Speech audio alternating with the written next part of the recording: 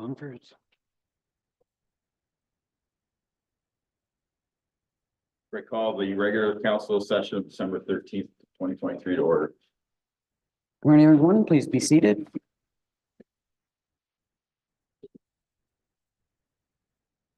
We respectfully acknowledge that the County of Haliburton is located on Treaty 20 Mississauga territory and in the traditional territory of the Mississauga and Chippewa Nations, collectively known as the Williams Treaties First Nations. We acknowledge a shared presence of Indigenous nations throughout the area and recognize its original inhabitants as the stewards of its lands and waters since time immemorial. Could I have a mover and a seconder to adopt the agenda for today? Councilors Carter and Burton. Be it resolved that the December 13th, 2023 Haliburton County Council agenda be approved. All in favor? That's carried. Is there any notice of pecuniary interest or general nature thereof? Councilor Carter? Yes, Councilor Carter has declared a declaration of interest, on item 12.2, the We Care property development proposal. Thank you. Could I have a mover and a seconder to adopt the minutes of our November 22nd meeting? Councilors Fury and McKechnie. Thank you. Be it resolved that the minutes from the November 22nd, 2023 meeting of Haliburton County Council be adopted as circulated. All in favor? That's carried. No business arising from the previous meeting, so we'll move right into delegations. And this morning we have representatives of the Community Green Space Project, Oliver Silke, Kara Steele, and Pamela Marsalis. I think maybe we just have two of the three today. Oliver's on his way.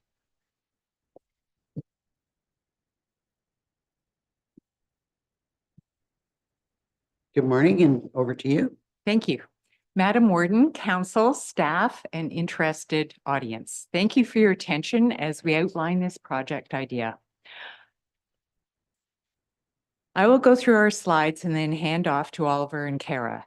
You'll be delighted to hear we're not asking for any money. Good start. Project partners would include volunteers from the community, a grant from TD Friends of the Environment Foundation, and the expertise of Abbey Gardens. The Arts Council and Friends of the Rail Trail Fort are two community organizations supporting the project. We are inspired by the restoration of gravel pits at Abbey Gardens into a thriving green space for people of all ages to enjoy, while ecologically balancing flora and fauna. In other words, plants and critters. Another inspiration is the Meadow Way, a 16-kilometer corridor creating butterfly habitat and a neighborhood pathway. Our idea is to create a project to restore edge habitat where beneficial along the Haliburton County Rail Trail, the HCRT, with funds from TD Friends of the Environment.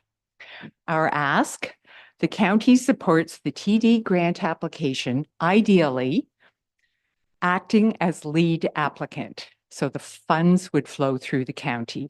Plan B would be a letter of permission as landowner of the HCRT. Now to the project itself, the goal, create a community green space showcasing thriving native plant species. The objectives, engage volunteers in project activities, as noted below, encourage learning and stewardship, increase pollinators and birds. Come on in, Oliver. Take your coat off and pull up a chair. The project advantages. I'm going to read this off the slide. Value would be added to the HCRT at no cost to the county. Ecologically balanced flora is more sustainable. It costs less to maintain, requires little to no mowing, and the HCRT would be made more attractive to visitors, bringing more visitor spending into the county.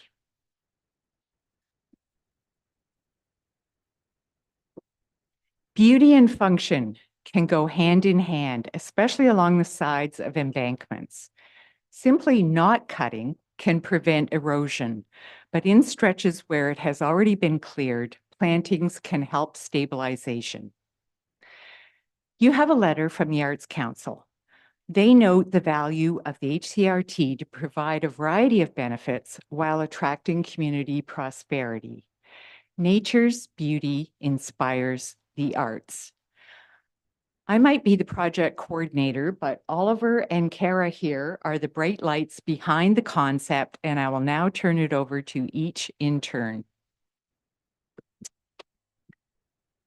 Come on over here, Oliver. Hi, everyone. So my name is Kara Steele, and I'm the ecologist at Abbey Gardens. I've been working at Abbey Gardens for about 12 years now, helping to restore their former gravel pits on the property. In addition to that, part of my role at Abbey Gardens is also doing outreach work. So I have been helping naturalize shorelines around the county for private landowners, as well as kind of upland parts of their property using native plants. So when when that service is hired, what I do is I come in and I assess the areas of the property that we could benefit from having some plants. And then I create a planting plan. I do the planting labor, source all the plants because native plants can be a little hard to find sometimes. And then I create a summary report as well. So the way I would be involved in this project is I would be helping to assess parts of the rail trail for areas that could use some plantings, either by needing some erosion control or just areas that are lacking plants, which happens in nature too. So when I go in and plant, what I tend to look for, or I source only native plants because they are indigenous to our area and they benefit biodiversity a lot more than non-natives. Then I'm also looking for plants that support all the pollinators because not all our native plants are created equally. So I like to choose the ones that are really great for the pollinators and also the ones that are really great for the leaf eaters because our leaf eating insects actually transfer more plant energy to animal energy than anything else. And caterpillars are the ones that do that the most. So that's just, funny aside, but so that's what I'm essentially trying to do. So thank you for your time. And that's how I would be involved in this project as the representative of Abbey Gardens. Greetings, I'm Oliver Zilke. I'm a coffee roaster in Haliburton County. Thanks for the opportunity to address you. What we're proposing are community plantings of native plants. Community plantings are wonderful because they're open to anyone, children, adults, seniors, and they're accessible to anyone. The rail trail is accessible to anyone. I was introduced to the principles of ecological restoration, which says, what grew here before any European settlement, i.e., what was functional on this site for thousands of years, what was the functional ecosystem of plants, animals, and people? And the functional ecosystem of plants, animals, and peoples that grew here was a mixture of grasses, wildflowers, fescues, and trees, and the associated plant, animal life to that. I was introduced to ecological restoration through the Friends of the High Park.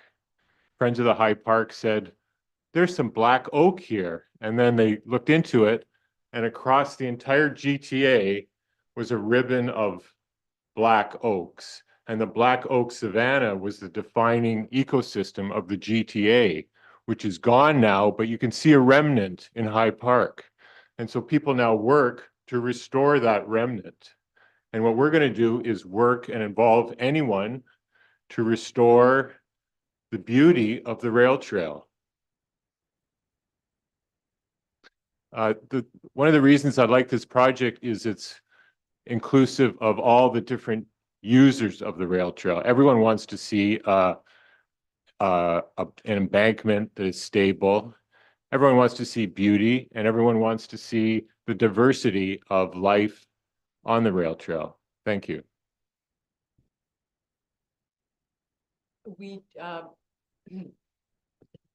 We'd really like to entertain questions because we've just skimmed over the top. So Questions? Okay, it does sound like an absolutely terrific project and a terrific partnership as well.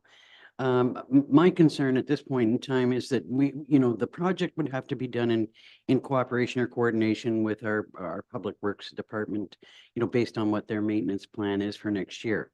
And normally what we might do is ask for a report to come back to us so that we can put those two pieces together.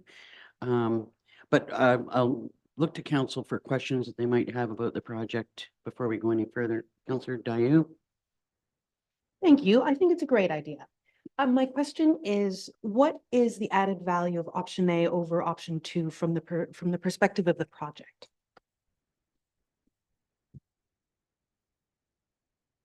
The county has a treasurer. That's pretty much it. The money flows through the county and the disbursements are made. It's just easier than having a nonprofit try to administer those payments. Friends of the Rail Trail is working on a partnership with Dysart right now, looking at active transportation in the village. And it's the same thing. Funds are coming from the Government of Canada through Dysart to the project consultants. Councillor Fury? It's a good project. I like it. Is there any conflict with any existing users involved with this project? As Oliver said, the plantings would just be accessible groups of people alongside the rail trail. They wouldn't be doing anything different. There'd be no equipment brought in. So I don't know why we would need to consult with Public Works. It's just going to be people along the edge with, little hand trowels. It's no different from people walking or cycling or riding anything along the rail trail. Councillor Carter, then. I think Kara has an answer to that. Also, when I'm selecting plants too, if we were to be putting them anywhere along the edge, I'd be really considerate of heights, whether they're woody or herbaceous. We can also do some plantings that were kind of inwards away from the edges as well, if just to keep all the user groups in mind. I think before we go to Councillor Carter, we'll just hear from our CIO for a moment. Thank you, Your Honor. Just to point in at the risk of sounding overly bureaucratic, one of the issues we have to consider as part of the response back from Public Works is any work done on municipal property, county property. It is considered to be a work area, so we would have to coordinate with the group as to who's there, what are they using, any safety issues regarding traffic. Are you on the trail when you're doing work? So those things will be part of our consideration. May not be owners, but something we have a duty or obligation to undertake before the project could go forward. Councillor Carter? Yeah, one of the things I note here is that the grant application is due in January 15th. So asking for a report back from our staff would put it beyond the grant application. So I was wondering if. In fact, our meeting in January is on the 10th. So there is time. I mean, I'm assuming that the project, the application is all ready to go. And if we had our report from Public Works on the 10th, there's still sufficient time to meet the deadline. Or fine, I was just going to suggest that we just give it approval that and have some commitment that they're going to work with Public Works as opposed to delaying it, but that's fine. The other thing I thought would be worth saying is that every step of the way, there will be opportunities for Public Works to review the work. As well, the application will go through Friends of the Environment, which will review kind of the basics of whether it makes sense from an environmental point of view. But even after, say, receiving the grant, there's for example, the first planting wouldn't be till the spring. So there's a few months there. The thing that made sense for me in terms of the project was when Kara identified it as pods or islands, and they're pods or islands that if a high school student plants some grasses and wildflowers, they will be there for their whole life, and they will see these little pods and islands, and they'll be the only one who knows that they're there and that they're identified, or knows that the 3 seeds come out of a big big blue stem. Councillor Rail. You know, I think what we're basically telling you is, well, I'll tell you for sure, is supporting this in principle is just a total no-brainer. Okay, it's something we need to do. Having said that, we have stuff we got to have done in order to make this happen. Okay, because you got liabilities, you got all kinds of wonderful things that happen. And as Warden Danielson said, if we could get a report from you that would be able to be put to our staff, so that then that could be looked at our staff, and I would have no problem if all of the ducks lined up, that you would have the approval as we suggested on January the 10th. But without that information, it's just, to me, I could not just arbitrarily support it. But in principle, I could support it today. But I need that information to make the final decision. I do think, I mean, you're hearing support for the project, but there does need to be some communication. I don't know about the need for you to submit a report, but obviously maybe some communication with Public Works, and then when we would get a report back from them saying, here's how we can go forward with this and still meet your deadline. Councillor Dayu. Full disclosure, and this is more for council and staff consideration than indeed for our delegation today, but I would rather like to see this, presuming it does go through, as a bit of a toe in the pool of something that could be larger down the road. Lanark County is an award winner when it comes to roadside restoration. So they figured out a way of bringing native species into their county roads, into their township roads, and really being deliberate about it in a way that is respectful of Public Works needs and safety needs and sight lines and all of those things. And there are associations out there that support townships and counties to do this sort of thing. And I think, if we're able to proceed with the rail trail, it would be an interesting way of observing how we are when it comes to verge restoration for further consideration down the road, maybe next year, to have a more fulsome conversation about roadsides.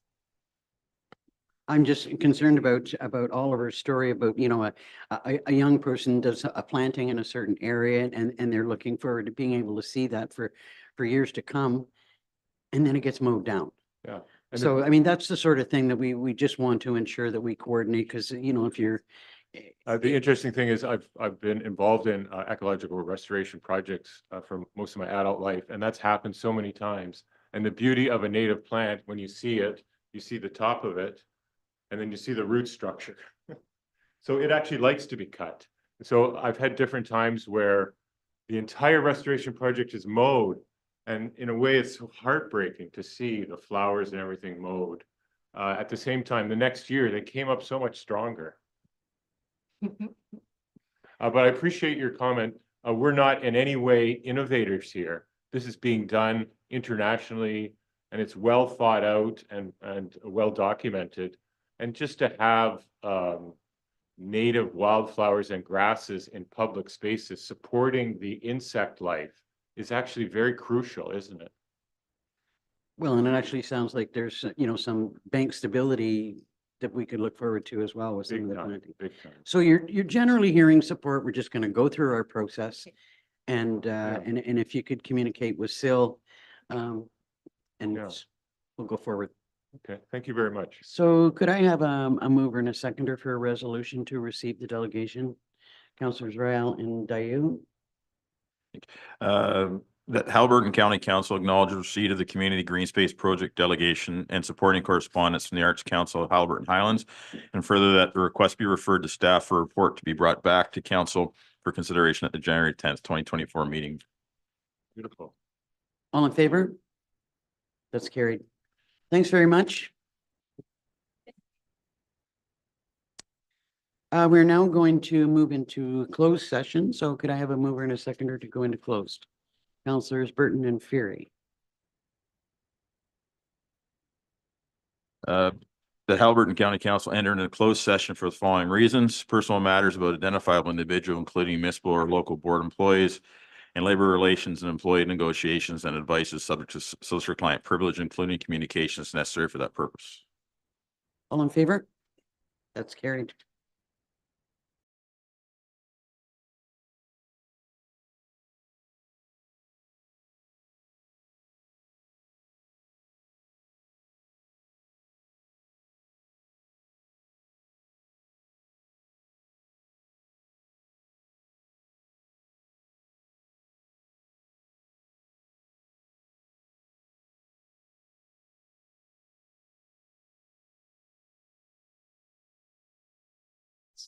Great.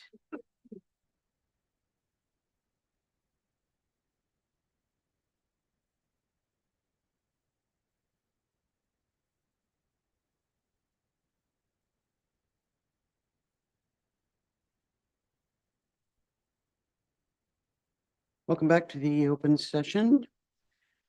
Could I have a mover and a seconder for the resolution coming out of closed?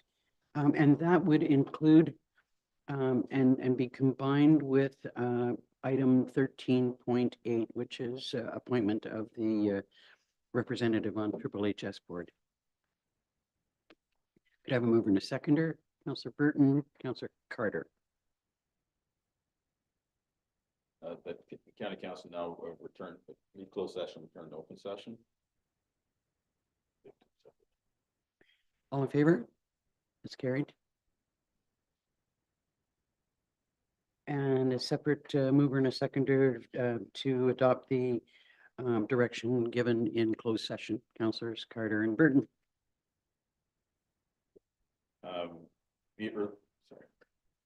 Be it resolved that Haliburton County Council appoints Warden Liz Dennison to the Haliburton Highlands Health Services Board, and further that the CEO be directed to work with the Triple HS to include permanent representation on the Triple HS board, specifically the identification of 2 County of Haliburton Council representatives on the board in the corporate bylaws of the Triple HS, and that Triple HS board pass a resolution to this effect at the next meeting of the board, and that staff be directed to present a necessary appointment bylaw. All in favor? That's carried. Thank you. Next on the agenda is a report on the multi-year joint accessibility plan. Welcome, Sue. Good morning, Warden Danielson and members of council. Before you is the 2023-2027 draft multi-year accessibility plan reviewed and revised in collaboration with county staff, member municipalities, and members of the Joint Accessibility Committee. The document shows track changes, but to note a few, we created a more clear front page of the document, moving the title to the top of the page. We added stock images, including one provided by the Haliburton County Public Library team, showing the Envoy Connect devices available to HCPL patrons. Those are audiobook readers. We added a page noting our newly created accessibility email address, as well as the county's website for more information. We added a message from County Council with Warden Danielson's support. We added some accomplishments from previous years to capture some of the work done, not the full listing of work completed, but some highlights in each community showing a variety of projects. We added a note on transportation, and we added a note on review and monitoring.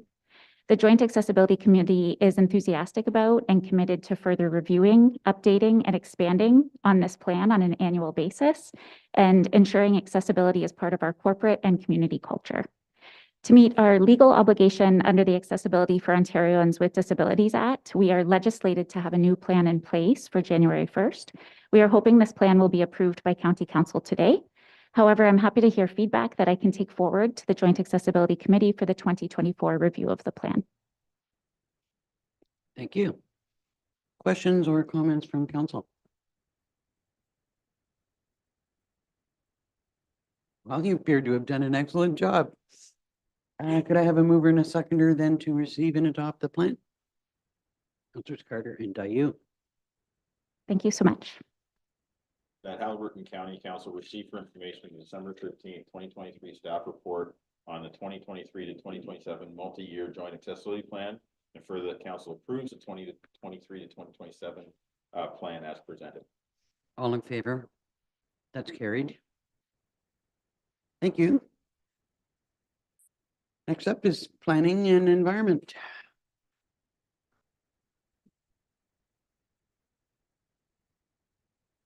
Morning, Mr. Stone. Thank you, Madam Warden, to the rest of council. Before you is the monthly update for the planning department's activities. I want to bring to council's attention the exciting project that we're doing on the floodplain mapping. We're getting to the end where our deliverables have to be vetted through the province staff. So the 15th is the big day that this week that we have to have a number of things to them.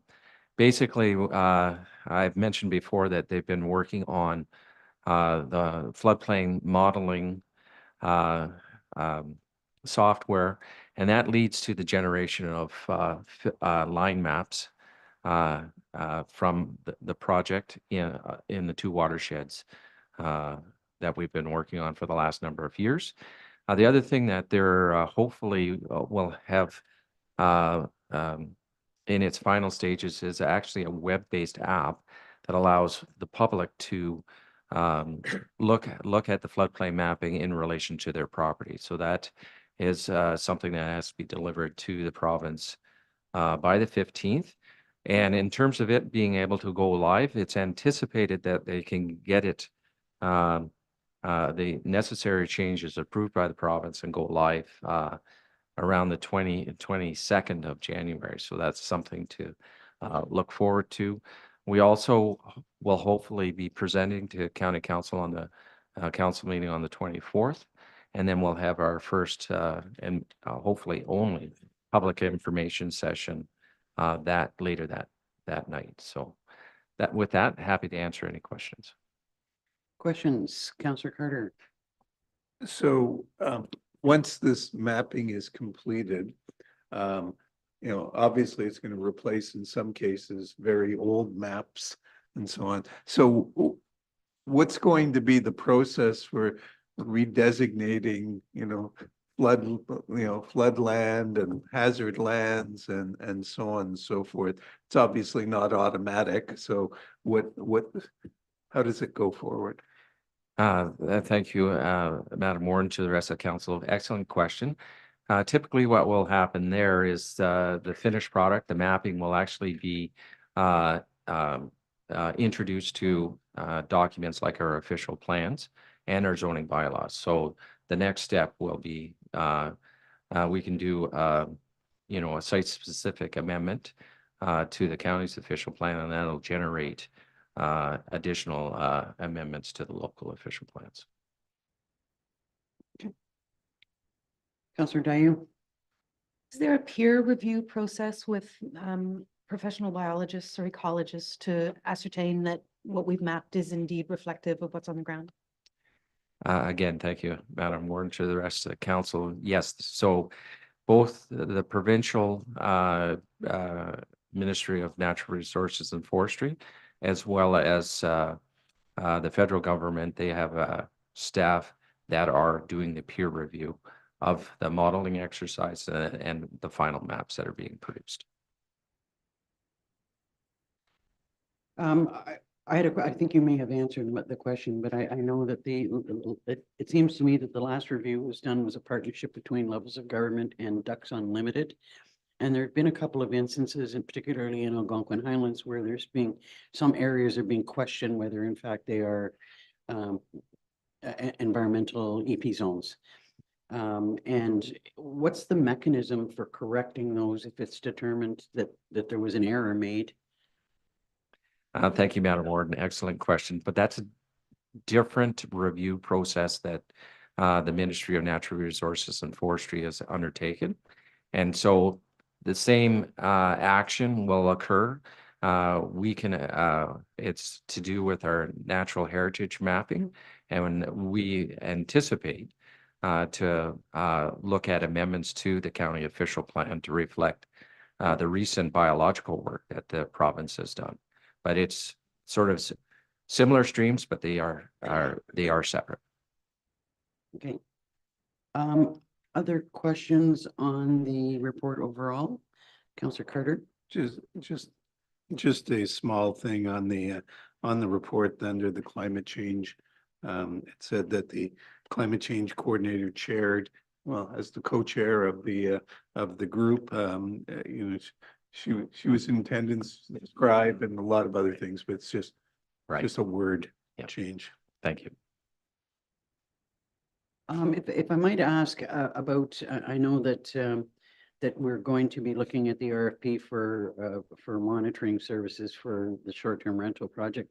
Would that be reasonably early in January? I'm just kind of concerned about the timing and, you know, I think that we're all anxious to get this bylaw in place for the upcoming season. And I suspect that there are still some discussions that need to take place. That is correct. The staff team actually will be meeting on Monday to look at how our evaluations are going. But it is anticipated to come to a conclusion with recommendations to county council in January and roll out of the program hopefully in February. So Okay, any other questions on the planning report? Could I have a mover and a seconder to receive it? Councillors Fury and Rael. That county council received the planning report PLN 68/2023 entitled Planning Department Update for December 2023 for information. All in favor? That's carried. Next up is the report on the We Care property.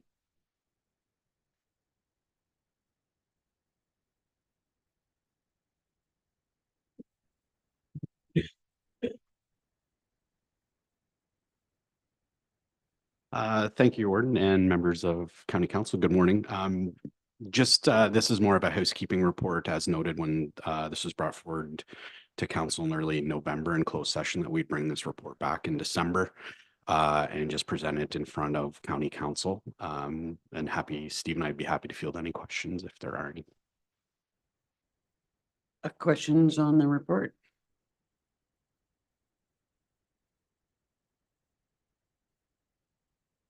Well, then could I have a mover and a seconder to receive the report? Councillors McKechnie and Dayu.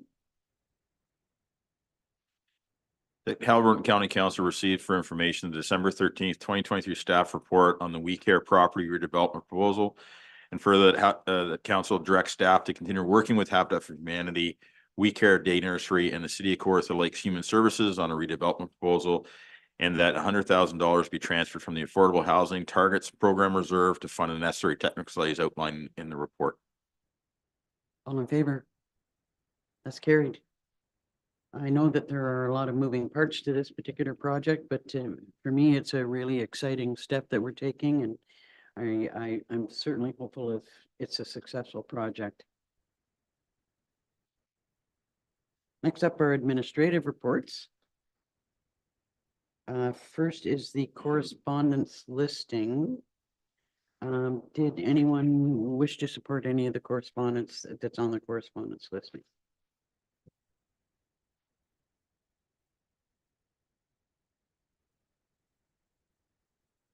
I think that that is a separate item on the agenda, so we do have a resolution for that. Otherwise, could I have a mover and a seconder to receive the correspondence summary listing? Councillor Dayu, seconder by Councillor Burton. Thank you.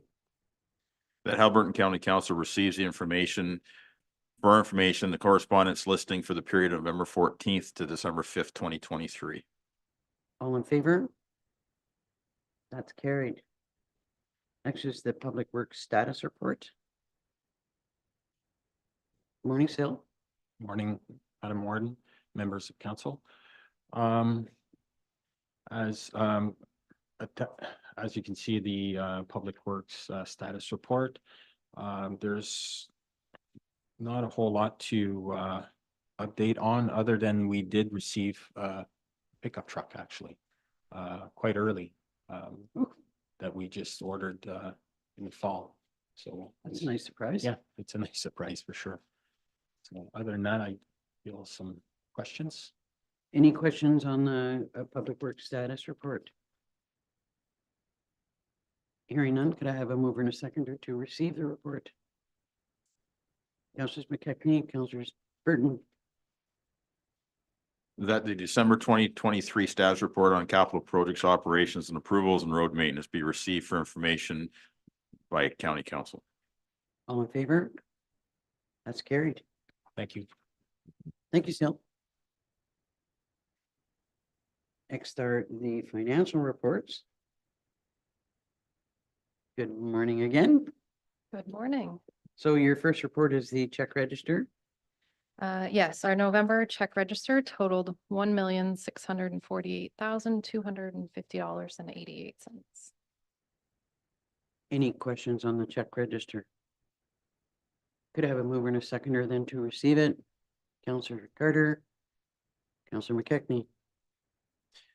The Haliburton County Council receives for information the staff report on the check register for November 2023. And further, that check register for November 2033 with checks, EFTs and PAPs totaling $1.6 million be hereby approved. All in favor? That's carried. Next are your year-to-date actuals. We continue to trend within budget overall. As at November 30th, we're 91.22% of operating expenses spent and 74.42% of capital. We are still waiting on a couple very large capital invoices to be processed that we're anticipating. That's why that number is still a bit low. I have included within my report details of any specific areas that are currently identifying over. However, it is we are anticipating at this point for anything unbudgeted or over budget to be captured within the overall budget. Questions on the year-to-date actuals? Hearing none, could I have a mover and a seconder to receive the year-to-date actual report? Councillors Berry and Brown. The Haliburton County Council receives for information the staff report on the year-to-date actuals as of November 30th, 2023, and further that the year-to-date actuals as of November 30th, 2023 be approved. All in favor? That's carried. And finally, your payroll register. We had 2 pay periods in November with net direct deposits totaling $555,311.80. Any questions on the payroll register? Could I have a mover and a seconder to receive it? Councillors Carter, Councillor Dayu. The Haliburton County Council receives for information the staff report on the payroll register for November 2023. And further, that the payroll register for November 2023 with net direct deposits totaling $555,000 be hereby approved. All in favor? That's carried. Thank you. Next up is our IT status report. Morning, Mr. March. Good morning, Warden Dennison, members of council. For you today is my standard monthly IT status report, giving council an overview of the projects currently underway at the county. Nothing of note to bring forward, no issues. All of the main projects that we're working on are going really well. The IT digital strategy has been a very positive experience thus far. We're pretty early on in the records management project, but I have no doubt that will be a positive experience as well. As always, I'm happy to take any questions. Any questions from Mr. March? Councillor Dayu. Just the comment that if I could resolve 355 incidents in my own life in any given month, I'd be really, really happy. I think we all would. Okay, could I have a mover and a seconder then to receive the IT status report? Councillors McKechnie and Carter. The Haliburton County Council receives for information the December 13th, 2023 IT status report. All in favor? That's carried. Thank you. Right, next is the report on the proposed Minden to Haliburton transit system. Mr. Ovell. Thank you, Warden. Just a couple items. Our climate change coordinator studiously pointed out that there is a reference in the climate action adaptation plan, action item 1.2, that just references the implementation of a public transit plan or system within the county. And then she did also comment just in the climate change section, we say that the implementation of a service would undoubtedly reduce our carbon footprint. She just commented it might be a little bit too early to say that right now, and unless we were to purchase a fleet or use a fleet of wholly electric vehicles or buses. We can't definitively say that. With that being said, we just wanted to bring this back to ensure that there was alignment between staff and council about what they wanted to see and what the potential outcomes of this service would be prior to issuing the RFP. Just making sure that what we bring back is what you envisioned prior when the motion was put forward and subsequently passed it. So I'm happy to field any questions and take any input forward as we begin crafting the RFP. Thank you. One comment that I would make is, and my concern was raised initially that, it is a program that's being contributed to by all 4 municipalities, but is not benefiting all 4 municipalities. And we understand that, it's something that we would hope would expand over time. I'm not sure, given the geography of the county, how successful we'll be with that. But as to your report, the one thing that I would question, because you address or talk about the benefit to local business, and that I think that at some point we're going to have to pin down locations of stops that would in fact do that. And there seems, obviously there's a focus on 2, I think it says 2 stops at both hospitals in a circuit. And that's great, but that doesn't, that deals with our issues that we've got with our medical system or health system, but not necessarily the business community and how that works.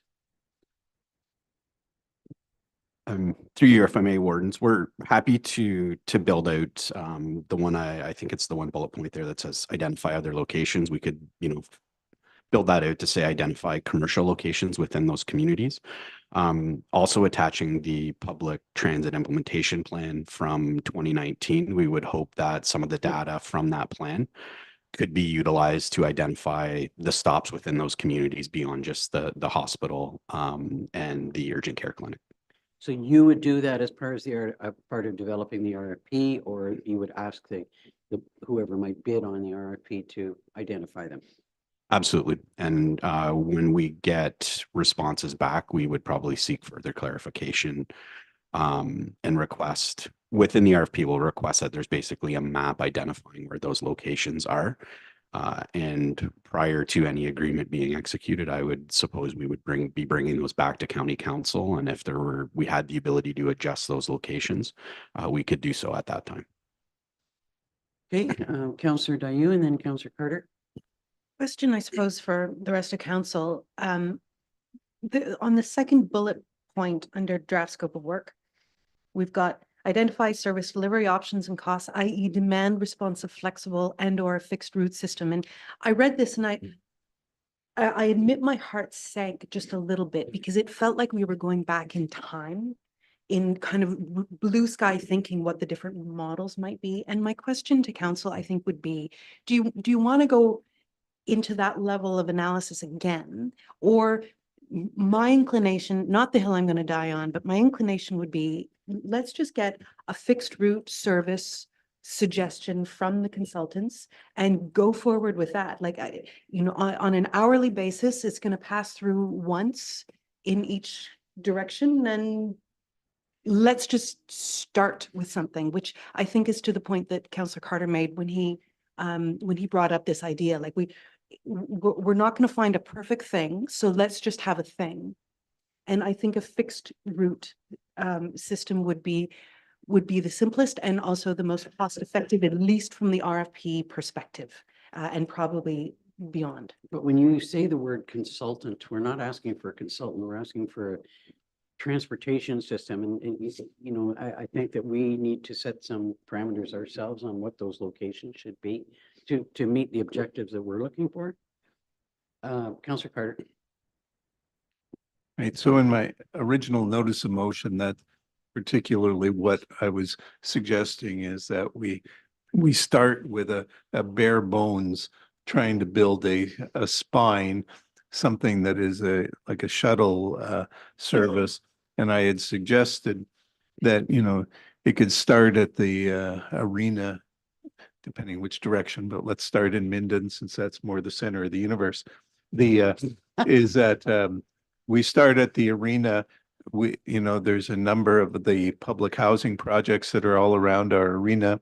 And then we have long-term care and the hospitals moving into the downtown, hitting the grocery stores on 35, and then going into Haliburton and doing precisely the same thing of cycling by, the larger centers that have people, the long-term care and the hospital, and ending at the arena again. So, and not not picking the specific spots. I think a committee or something like that could determine exactly what those spots should be. But the whole idea of starting something that we can try, and then we can build off of it, because it's going to be, whether anybody likes it or not, the two main centers are Haliburton and Minden. And so that serves as the starting spot. And then you could build potentially other routes that go off into the Wilberforces and the up to Carnarvon and so on. So I think that was part of the idea. One of the things that since that, spoken to the people in Bancroft and who have a similar type of service that runs for almost next to no money in terms of public money. They use the gas tax, which I think is rolled out here, that you can acquire that gas tax over a period of time. They have apparently quite a successful service that sometimes goes over into Highlands East, I think into a couple of centers. So, I think that there's some models out there. And but the thing is not suggesting that whatever we build right now is the complete Haliburton transportation system. It's a start that enables us to build something and then evolve it into something, hopefully much more. And hopefully that gas tax money, which is still a mystery to me in terms of how it's determined, is it by population? Is it, what, how do you get that money? And if the feds are willing to pay for something for us, I think that's money wisely spent by our council, and savings to the population across the county. Yeah, and I was just suggesting that we do need to, as you say, develop a spine, that we do need to identify certain locations that initially. And just a point, I know that we all believe that our individual municipalities are the center of the universe, because I'm quite sure it's Algonquin Highlands, but but if we do have to recognize that Haliburton is actually more centrally located, when it comes to centers of the universe. Councilor Royale. I think, like I said, when you first brought this up, I think the whole idea of investigating it to see what we can do, I think we have to do that. I think the RFQ, which is going to give us a basic plan, that's going to be something we need to do. The second part of that discussion is the funding of the actual operation. And at this point in time, I haven't seen what we're going to do yet. So obviously, I think we need to wait until we find out what it is that we could be looking at and the cost of operating it. And then we can decide how we're going to appropriate the cost, especially if we can get some federal money in the deal. Any other comments or questions? Councillor Ferry. I think we should find out how Bancroft does theirs. That'd be a good start. But I kind of agree with Jennifer. Well, I do agree with her here. I think you have to have a schedule. Like you can't say I'm going to come to Haliburton, I'm going to bring a patient to Minden, drop them off at the hospital or the medical center, having no idea whether they're going to wait there for 2 hours or 3 hours or 40 minutes or 20 minutes. And then I'm going to go back. Where am I going to go then? And I'm going to go back to Haliburton again. Like, how's that going to work? Like, unless you know that bus is going to be at Minden Hospital at 3 o'clock, and then it's going to be there again at 5 o'clock or 4 o'clock. I just don't know how the logistics are going to work. That's all. Other comments or questions? I think we'll see through, the development of the RFP and the work that our staff do, and then we'll see what comes back and work from there. Go ahead, Scott. If I may, just prior to concluding, so I'm understanding in the scope of work, you'd like us just to look at a fixed rate system right now, which is that's fine. We can look at that. That's why we're here, just to make sure that we're on the same page. We'll reach out to Bancroft and do some research there as we can probably do that concurrently as we're still building out the RFP. And then we'll do our best to kind of to meet the timelines that we've identified within the report. Okay. Any other questions or comments? Okay, could I have a mover and a seconder to receive the report and we'll move forward with the RFP process? Okay, go ahead. Just a tiny niggle, and I'll just say it out loud. I wonder if chatting with Point in Time would also be valuable, just to see if they've got any insight on how we can make sure we're providing services to the families that they serve as efficiently as we can. Yeah, they do share, sorry, through your word, and they do share data with us, I believe quarterly or every, 3 to 4 months on how their service is going. So Because we still have an agreement with them. Yep. Okay, mover and a seconder to receive the report and move forward. Councillors Fury and Carter. The Haliburton County Council received the December 13th, 2023 report on the Minden to Haliburton Transit Service RFP for information. And for that, Haliburton County Council approved the amended draft scope of work, fixed rate, identifying a fixed road system for the Minden to Haliburton Transit Service RFP. All in favor? That's carried. Thank you. Next are the reports and minutes from external boards and agencies. First up is the Haliburton Kawartha Pine Ridge Health Unit. Yeah, just some subjects to keep note of. Fall respiratory, 2023 respiratory season. Still seeing increasing hospitalization admissions reflective of a typical respiratory season. Unfortunately, COVID is the reason it's had been. We've had 21 deaths this year. That is 13 since September. So it has not gone away. And we're trying to promote that it's continuing state organization. We've found information that public COVID is that if the federal government comes to the table with some of the provinces, it would be really impressive to see how it does, because the mandates of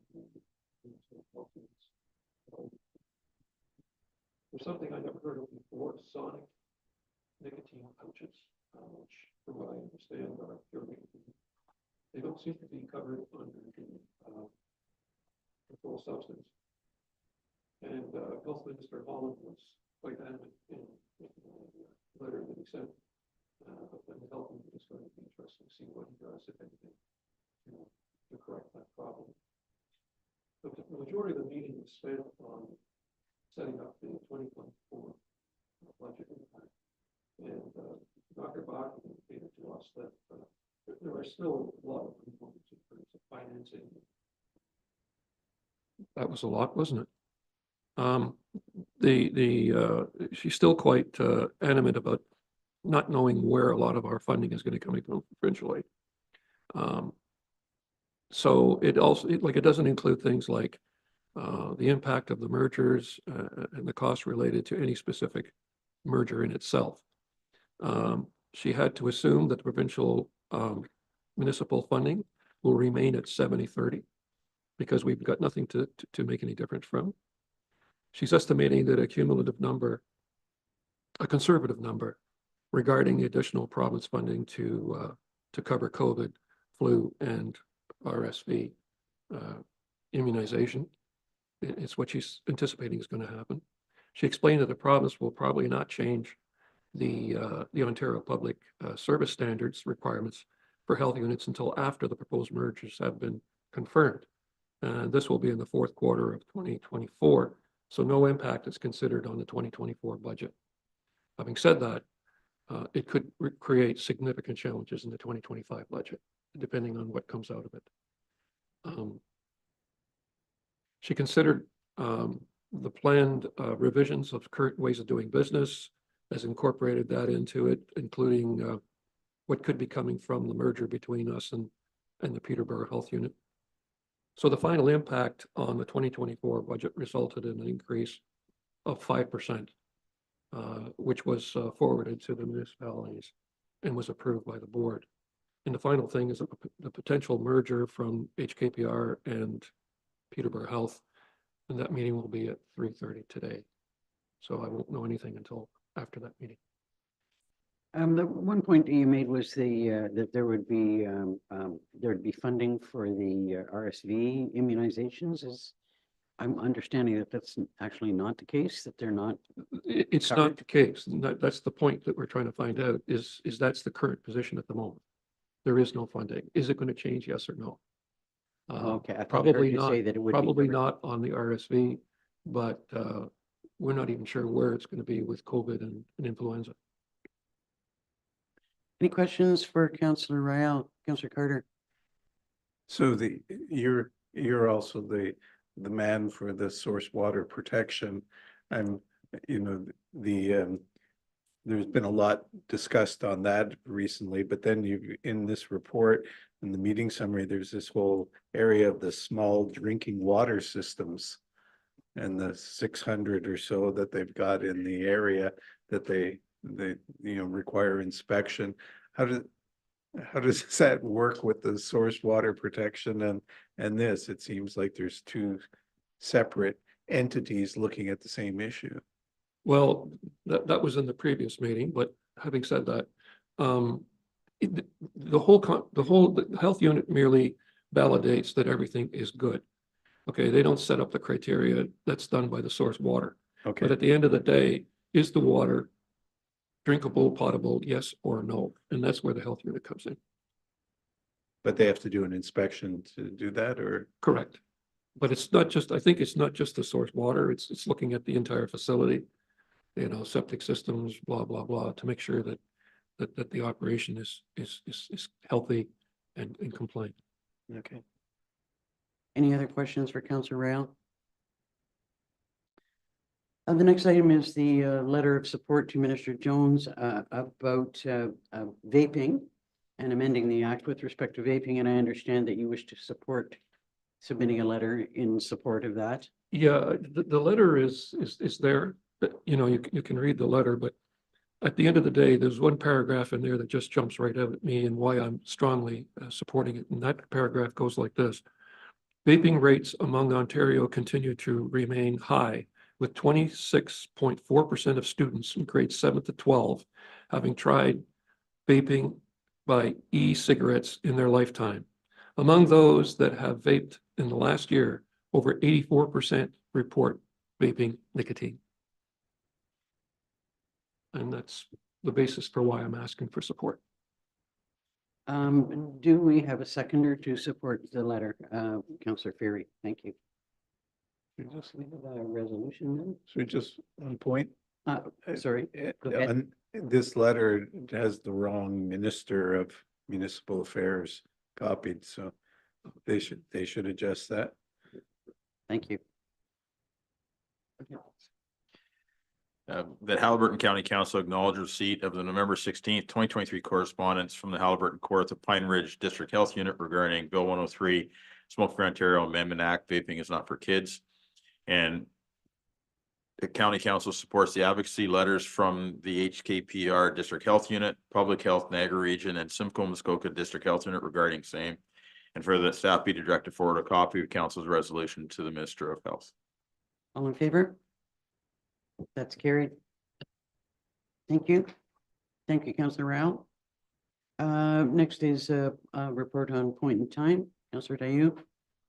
Thank you. Yes, the only mention of the minutes that I'd like to make is with respect to something that is only fleetingly noted in the minutes, but is actually really, really key to the success of the organization. And they're working very hard on it now. And that's the accreditation process. As a community mental health and community health organization, point in time has to be accredited on a rotating basis every, I think, 5 or 6 years or thereabouts. And they're deep into the accreditation process now. And accreditation is by the Canadian Centre for Accreditation, which is the national not-for-profit offering accreditation to all community-based health and social services organizations. And the process is, it is gruesome. There are a lot of things you need to do. You need to prove that you're hitting certain standards, that you're exceeding expectations, that you're working hard, that you're learning about what the best practices are across the country and you're adapting those. The team have spent hundreds of hours collecting the documents, making sure that the bylaws are in order, doing interviews with the staff, doing interviews with the clients, etc.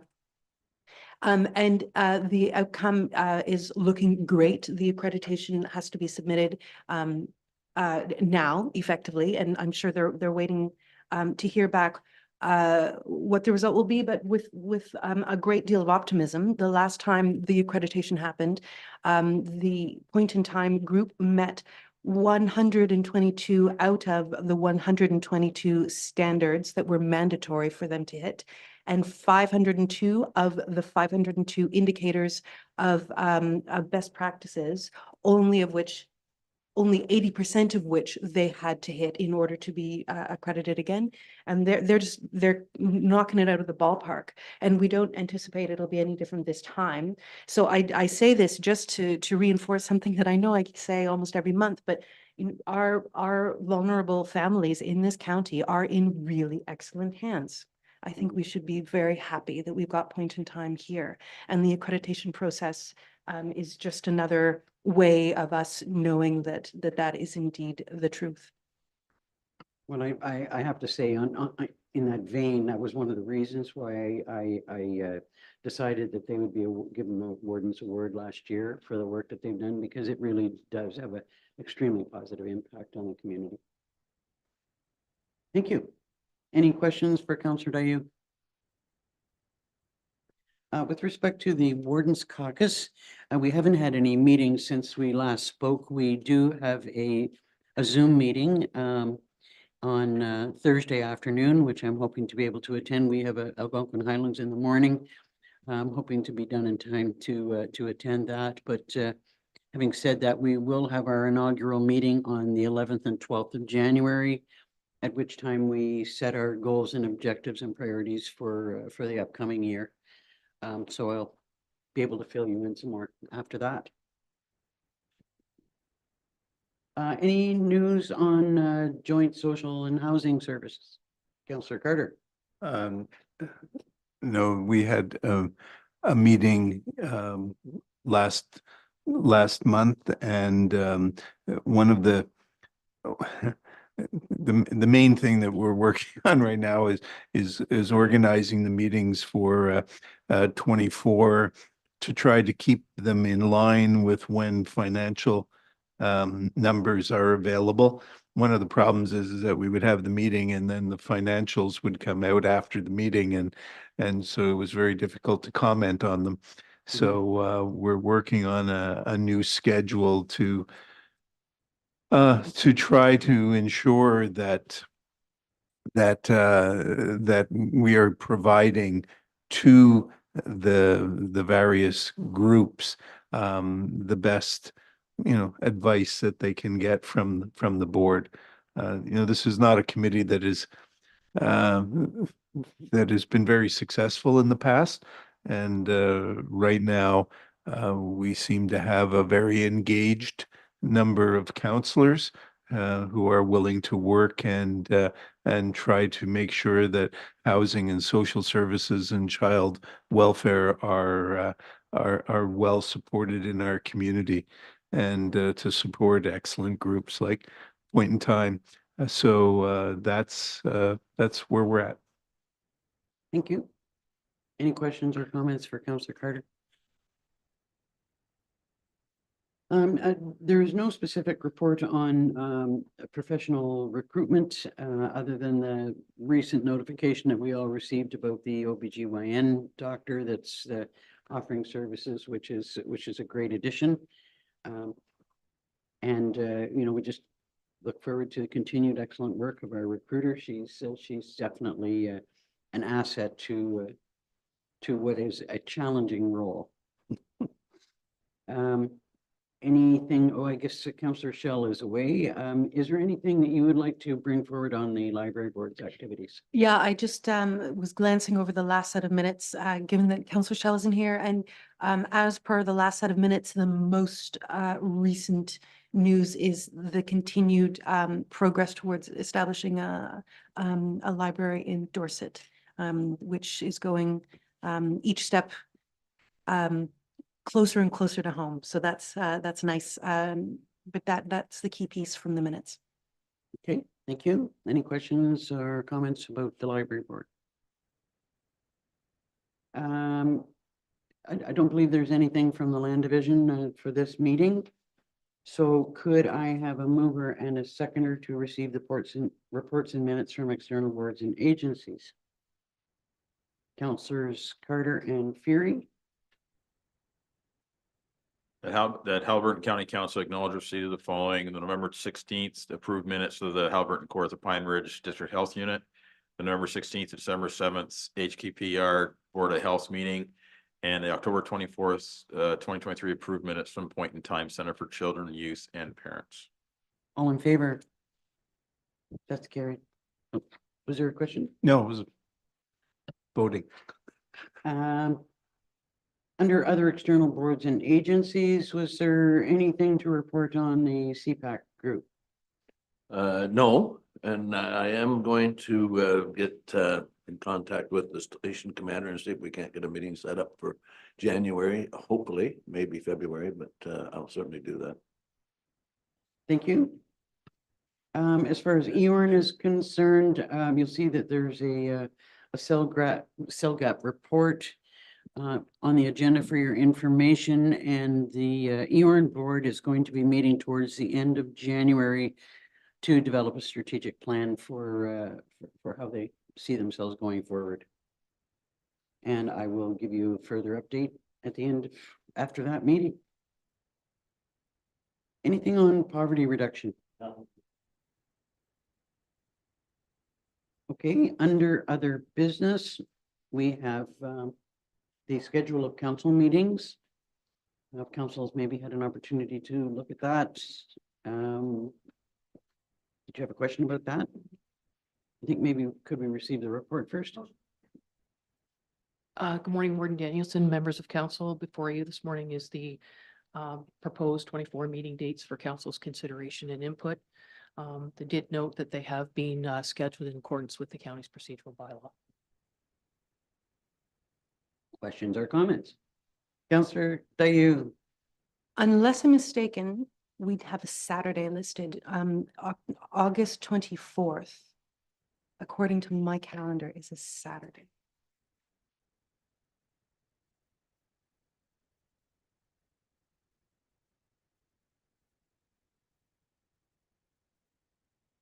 Apologies, you're correct. It should be August the 28th. 28th. Yes. Thank you.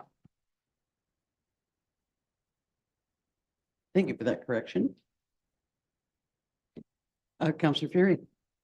No, it's not a big deal, but it is for us. We have a regular council the second Tuesday. So every time when the inaugural's on, we have to rush our meeting to start early to get down here for the inaugural too. So is there any way of moving, either we move or you move. The inaugural meeting did used to be in the evening, and I think because it's at the time of year that for transportation purposes, we decided to move it to, but we could move it to a little bit later on in the day. Any comment on that, Councillor Burton? I had the same thing, even 4 o'clock would help. Other, may have to keep staff a little bit later, that's all, but it would certainly help us. Well, at least we feed them Swedish meatballs. Yeah. So that requires a change to our procedural bylaw, and I think You're correct. that there are a little bit of some tinkering to be done with the procedural bylaw. If I'm not mistaken, I'd heard that there was some work being done on it and some amendments being made. Yes, through you, Warden. You're correct. I've been so advised as well. And when would that maybe come back to us? I would look to, if I may, if I'd look to the CAO for some comment. Yeah, your worship, just on, okay, so we can do it in kind of in an iterative way. We can approve the amended schedule today with the noted exceptions from council, and we'll just incorporate them into the up to procedural bylaw. I don't have an exact timeline for that to come forward, but for the purposes of scheduling, you can just assume those changes will be made and will be incorporated into the amendments when they come forward to council at a later date. So would a 4 o'clock time work? Did you have a comment? Just that I think you also wanted a comment on September the 11th. Was that right? Through you, Madam Warden, yeah, there is a conflict with the Ontario East Conference, so I just wanted to bring that to council's attention. That's noted in the report. If council would like to change the date. So I think in the past, we have just moved to the following week. If I'm not mistaken.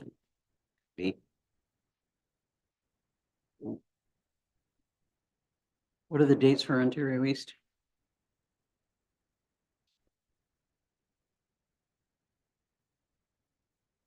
Through you, Madam Warden, the Ontario East Conference is September the 11th to the 13th, and it's in Ottawa this year.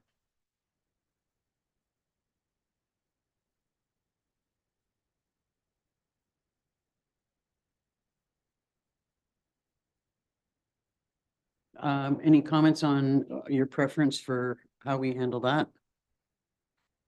Have the meeting the subsequent week? Would that cause an issue? So that we'll make it on the 18th. Does that mean we'd have one on the 18th and one on the 25th?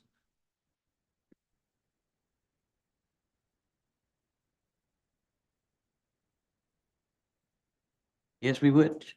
Okay. Unless we had only. Go ahead. Just the potential, it's okay, in my opinion, is to go forward and leave the date where it is. And as we get closer to the date, if council determines that there's no need for that meeting as from a workload standpoint, then then the meeting can be canceled, or conversely, if there is enough need, then we can set an alternative date for council at that time versus trying to find a date right today. Okay, that works. So do we need a resolution to change the time of the inaugural meeting at this point, or no? If you, with your permission, from the standpoint, I don't, we need it part of the resolution. We'll just do it as an amended schedule. We've made notes of the changes and we'll incorporate those into the schedule and incorporate those into the procedural bylaw where they need to be specifically referenced in the procedural bylaw. Okay, so we just received the meeting schedule as amended. That's correct. Could I have a mover and a seconder? Councilors McKechnie and Royale.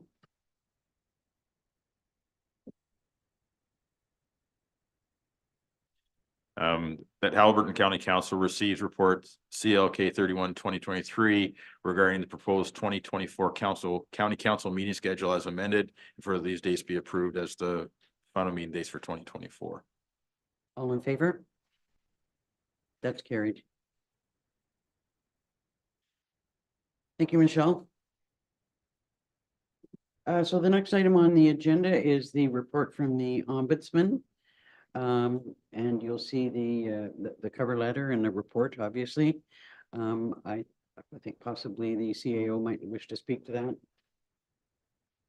Thank you, Your Worship. Just to build upon the resolution we drafted up, is we're receiving the report. There are identified some changes in our procedure will identify, as well as increased training for staff and council, ensure that we don't have a repeat from what happened before, and just straight acknowledgement of the findings of the report itself. Comments? Councillor Carter. I'm not that I would ever want to criticize the ombudsman or its role, but the fact of the matter is that, you know, we are receiving this report that took a team of lawyers from the ombudsman office more than 4 months of investigating to find that we technically didn't follow one of their rules when we had approximately 2 days in the midst of a crisis to put together the meeting determine, what should be, what at the time was our best estimate of what what areas of the closed meeting act should come into place. So, there's the old joke what's an auditor? Somebody who comes onto the battlefield after the battle is finished and bayonets the wounded. And I kind of feel that the ombudsman is doing that a little bit with us.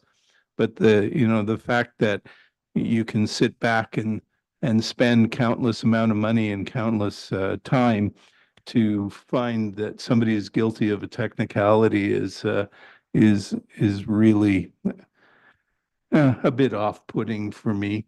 But we accept it, and we have to say that our mea culpas and address things. But given the circumstances, I'm not really certain that any reasonable person would not have done the same thing that we did. I wholeheartedly agree with your comments. Accepting the fact that, the ombudsman was, I think, fairly acknowledging, or did acknowledge fairly, the circumstances we were in. And I mean, we do have to accept it, lessons learned, and move forward. But, under the circumstances, I think that we did the best that we could. We'll move forward with it. Any other comments? Could I have a mover and a seconder then to receive the ombudsman's report? Councillors Fury and Carter. The council received the report from Paul Dubé of Ombudsman Ontario dated December 2023, and directs that the report be made accessible to the public, including the posting of the report on the county's website. And further, the council accepts the recommendations contained in the ombudsman's report and will institute a training education program for council and staff to ensure compliance with the closed meeting regulations identified in the municipal act. All in favor? That's carried.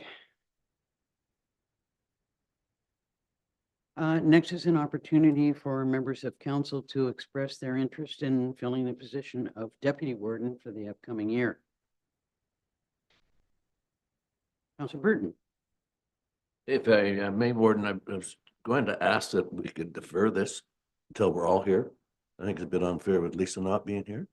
And I think we went through something the same last year. We were a couple or three meetings before we did get and there was no harm done. But I'd like us all, if we could, it would be my suggestion. Point well taken. And I guess it's not really on the same topic, but I guess the same with our picture taken today that we were going to do. We are definitely, unfortunately, and I asked everybody to dress for a photograph, but we need to have us all here for that to take place. So that'll happen at our first meeting in January. So once again, best bib and tucker for January. And again, thank you. I think that to defer the decision for making declarations would only be fair. So do we need a resolution to defer that action until? No, we'll just schedule for the next meeting. Okay. So next up are bylaws. So we first is I need a mover and a seconder to appoint our trustee weed inspector for the year. Could I have a mover and a seconder? Councillors Fury and McKechnie. The bylaw 4218 being a bylaw to appoint an area weed inspector for the 2024 calendar year in accordance with the requirements of the Weed Control Act be considered to be read first, second, and third time and finally passed, and the seal of the corporation affixed. All in favor? That's carried. The next is the official reappointment of members to the Land Division.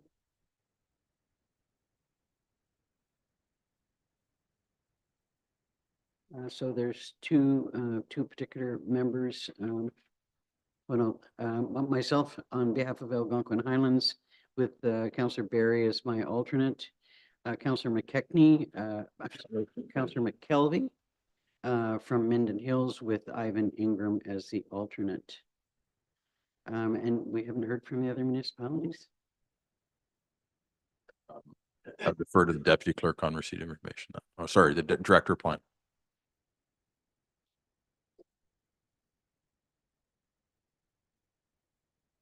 Thank you, Madam Warren, to rest of council. So the other are public appointees and they're appointed for the term of council. Thank you for that clarification. Are there any questions about the appointments? Could I have a mover and a seconder then to, for the bylaw to appoint those members? Councillors Carter, Councillor Dayu. That bylaw 4219 being a bylaw to appoint council members to the Land Division Committee for the Corporation of the County Haliburton be considered to be read a first, second, and third time and finally passed and the seal of the corporation affixed. All in favor? That's carried. So is the timing of this next still appropriate? Or do we... No, that's been moved up. I'm sorry, this is the bylaw. Excuse me. Yes, this is the. Okay, could I have a mover and a seconder then for the bylaw to appoint a member to represent the county on Triple HS? Councillor Carter. Second, Councillor Burton. That bylaw 4220 being a bylaw to appoint a member of council as a representative of the corporation of the county Haliburton to the Haliburton Highlands Health Services Board of Directors be considered to be read first, second, and third time and finally passed and the seal of the corporation affixed. All in favor? That's carried. Is there any notice of motion? Hearing none, could I have a mover and a seconder for the confirming bylaw? Councillor Carter, Councillor McKechnie. The bylaw 4221 being a bylaw to confirm the proceedings of the December 13th, 2023 meeting at Haliburton County Council be considered to be read a first, second, and third time and finally passed and the seal of the corporation affixed. All in favor? It's carried. Finally, motion to adjourn. Councillor McKechnie, Councillor Rao. Be it resolved that the December 13th, 2023 meeting of Haliburton County Council be adjourned at 11:37 a.m. All in favor?